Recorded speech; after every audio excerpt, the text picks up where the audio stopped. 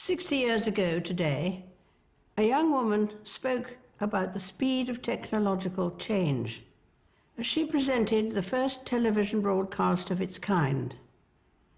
She described the moment as a landmark. Television has made it possible for many of you to see me in your homes on Christmas Day. My own family often gather round to watch television, as they are at this moment.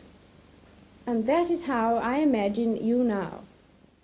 6 decades on, the presenter has evolved somewhat, as has the technology she described. Back then, who could have imagined that people would one day be watching this on laptops and mobile phones, as some of you are today?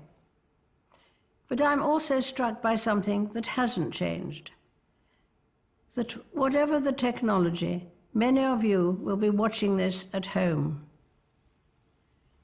We think of our homes as places of warmth, familiarity, and love, of shared stories and memories, which is perhaps why at this time of year, so many return to where they grew up. There is a timeless simplicity to the pull of home. For many, the idea of home reaches beyond a physical building, to hometown or city. This Christmas, I think of London and Manchester, whose powerful identities shone through over the past 12 months in the face of appalling attacks. In Manchester, those targeted included children who had gone to see their favourite singer. A few days after the bombing, I had the privilege of meeting some of the young survivors and their parents. So you come especially for the concert, did you? Yeah. Mm-hmm. The birthday present. What was it? Oh, right. Very scary. Very wicked. Mm.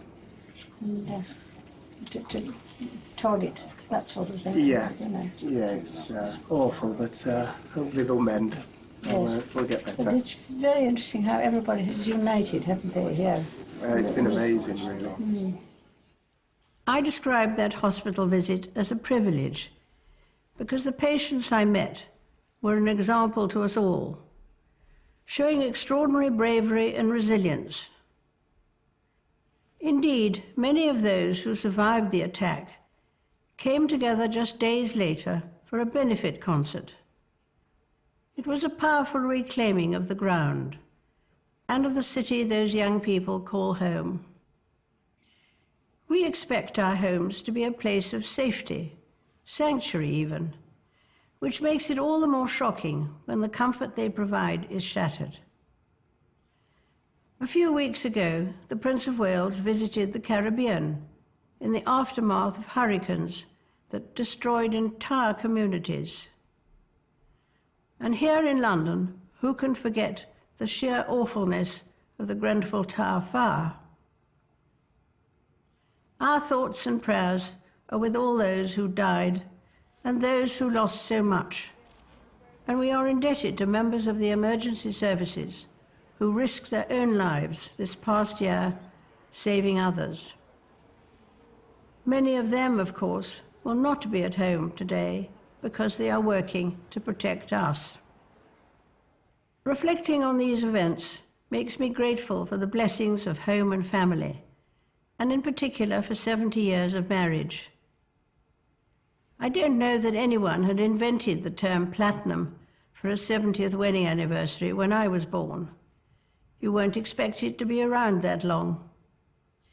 Even Prince Philip has decided it's time to slow down a little, having, as he economically put it, done his bit.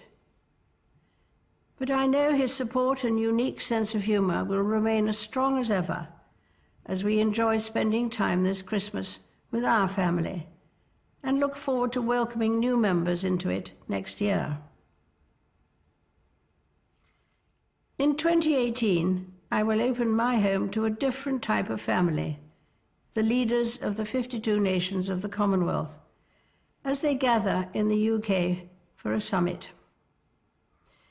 The Commonwealth has an inspiring way of bringing people together, be it through the Commonwealth Games, which begin in a few months' time on Australia's Gold Coast, or through bodies like the Commonwealth Youth Orchestra and Choir, a reminder of how truly vibrant this international family is.